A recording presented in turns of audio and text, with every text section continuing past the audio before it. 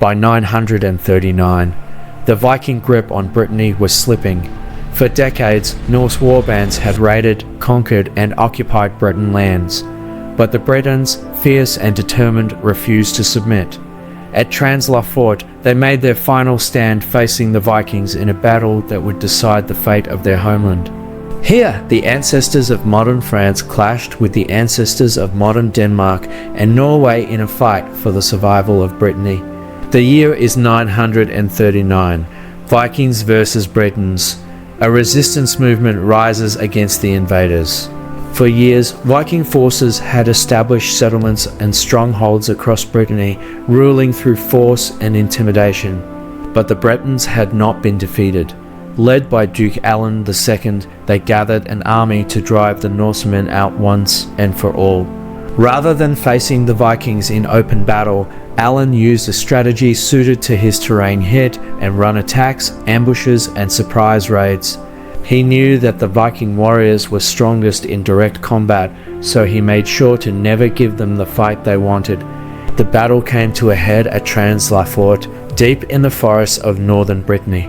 The Vikings, seeking to crush the Breton rebellion, moved inland, expecting a decisive battle. Instead, they were caught in a series of ambushes. Breton warriors, lightly armored and highly mobile, struck from the trees, harassed Viking formations, and disappeared before the Norsemen could counterattack. The terrain was a nightmare for the Vikings. The dense forests and narrow paths neutralized their superior weaponry and shield formations. As the battle raged on, the Viking forces suffered heavy casualties. Their warbands became isolated, unable to regroup or escape. By the end of the battle, the Viking occupation of Brittany was over.